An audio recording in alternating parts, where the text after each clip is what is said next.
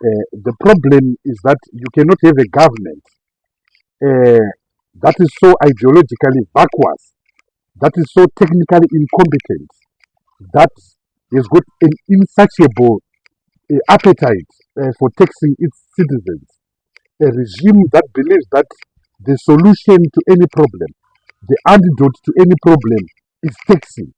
So as a result, you have a plethora of over 20 taxes that are on the shoulders of Zimbabweans. This includes payee in its various forms, including even taxes on retrenchment packages, corporate tax, different types of mining taxes and mining levies, different types of fuel levies, the AIDS levy, the money we pay to NASA, stamp duty, VAT, capital gains tax, the toll fees, the toll gates that we pay.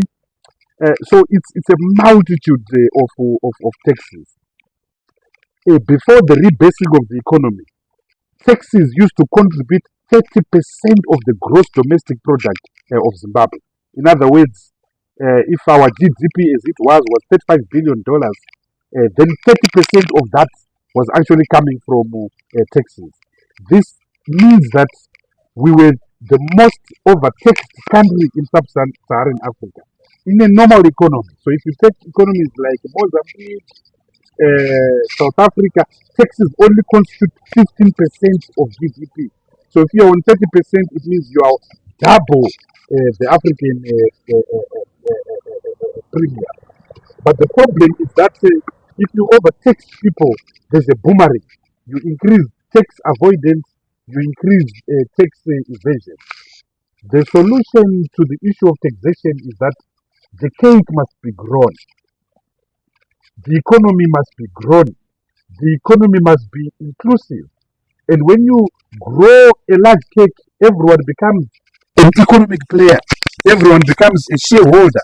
Everyone will now pay his taxes happily, whether it's a payee, whether it's a VAT. So the government must grow this economy, remove policies that stifle the growth of this economy. For instance, the mismanagement of the exchange rate. For instance, the overregulation of the economy. For instance, the massive corruption in the economy. For instance, dealing with the ease of doing business. And for instance, actually reducing the burden and incidence of taxation in our country. So things like IMMT, they must be scrapped. The tax system must be unified and simplified. There must be a simple corporate rate tax of 15%. The tax-free threshold of payee must be increased. A lot of these taxes need to be scrapped. So that is what should happen. But unfortunately, we are run by an incorrigible, incompetent, and ideologically vacuous regime. And it's a disaster and a complete disaster. So there must be a law against anyone who puts the country into disrepute. You can't take a train that belongs to a museum, the Smithsonian Institute in Washington, D.C., the National Gallery of Zimbabwe, a train that was made in the 1920s and 30s, and you clothe it with a furniture that was stolen from Garfield Todd's lounge. And remember, Garfield Todd was the Rhodesian Federation Prime Minister in 1951. So you steal Garfield Todd's furniture and you put it in a train and you call it a luxury train. And that luxury train, so-called, takes 24 hours literally to go to Mutare. This is an absolute embarrassment, an absolute shock. But they have no shame. They have no skin on their teeth. They've been boasting for years that Manize was going to be the crown jewel in the Zimbabwean economy. And we argued at the time that you can't create through dubious processes. Manize, when you have got an entire industrial complex at Cisco Steel in Redcliffe, why not use all those resources to resuscitate and rehabilitate Redcliffe, to resuscitate and rehabilitate blast furnace number 4 that is a problem at Redcliffe. If you go to Redcliffe right now, it's a ghost town. It's a ghost town. Workers are struggling. People are struggling. The biggest industry in Redcliffe right now is people selling, tomatoes. Even people are selling goats. I was there the other time and I saw cattle and goats right in Redcliffe. Manize, we argued at the time that Manize should not be allowed to export raw iron. There must be value addition. Iron ore is the epicenter of industrialization and modernization. So instead, Manize was actually allowed to export tons and tons and tons and tons of our iron ore to South Africa. And that has had a ripple effect in South Africa. ArcelorMittal, one of the biggest iron ore companies in South Africa, is actually shut down as I'm talking.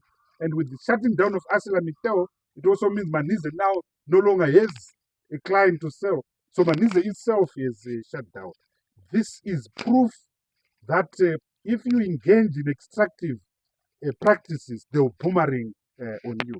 So we need a concerted industrialization policy that must start with the refocusing on Redcliffe, with the refocusing of the industrial base that Smith put in Midlands, in Kweke, companies like Bata, companies like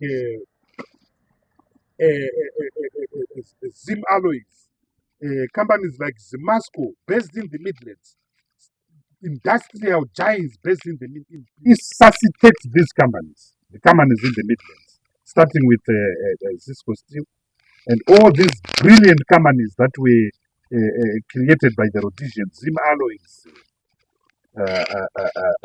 the fertilizer company, Sebo Chemicals, all these companies must be resuscitated. And when we do that, we should then create value chains. When we wrote the Triple C policy blueprint in 2024, Luke Tamborinka and I identified about 66 value chains in Zimbabwe. We should celebrate value chains because value chains are the precondition to industrialization. Can you take, for instance, the tomato value chain coming from Mutoko? Can you imagine if in Mutoko there were factories that were processing the tomatoes from our citizens who are farming there to make it into ketchup, to make it into tinned tomato pasty? Just one example of value chain. Take cigarettes, Forger. 90% of the tobacco grown in this country is exported out of the country. Only 10% remains. Can you imagine if we had the tobacco value chain in Zimbabwe, where tobacco was actually processed in Zimbabwe, and these huge global tobacco companies were actually selling cigarettes made from Zimbabwe. So this continued accumulation model that 45 years after independence, the structure of our economy is still one that is based on raw extraction, and exporting that raw extraction is not good enough. If you were to work Cecil John roads now, you would not get lost vis-a-vis the Zimbabwean economy, because what he left, an extractive accumulation model based on extraction and exporting, is still the order of the day. We're still mining and exporting, farming and exporting raw products. No wonder why we are poor. This regime for 45 years has failed to transform this economy, has failed to transform the accumulation model of this country so that it's launched on a trajectory of transformation, of industrialization and digitization.